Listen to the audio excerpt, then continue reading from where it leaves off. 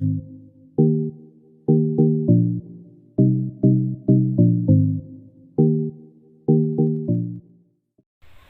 morning mga beshi. Yan po si Nanay Lita na napakasipag.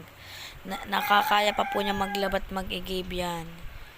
Diyan po ang kanyang daanan.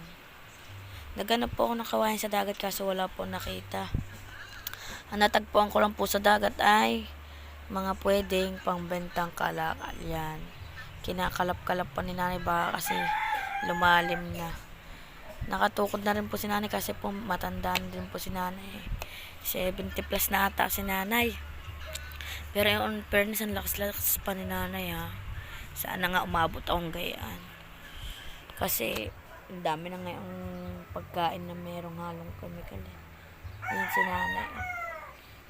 Buti na lang may pinakatukod siyang kahoy. Yan, si Nanay Lita. Shout out kay Nanay Lita. Masipag niya mga beshi. Lagi ko siya nakakasalubong sa daan. Lagi lang siya nakangiti. Hindi niya alam na binidyohan ko siya. Nahawi-hawi pa niya mga basura sa kanyang dadaanan. Palabas na po siya ng mga beshi. Pupunta po siyang looban. Doon po muna siya. Gawa ng wala naman po siyang kasama sa bahay. Siya lang po mag-isa. Yan si Nanay Lita. Hindi na po siya nagbotat. Mas nahirap po daw siya, lumulubog. Yan, mga beshi oh.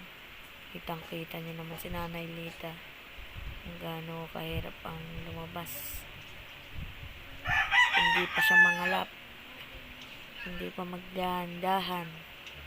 Yan mga beshi, malapit na siya sa labas. Pero ang dadaan niya ay baha pa din. Ayun po ang bahay ni Nanay Lita.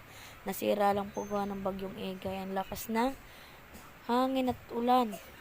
Grabe sinalimpad. Nagkalampagan ng bubong ni Nanay. Sana po matulungan natin si Nanay. Yan, daming basura.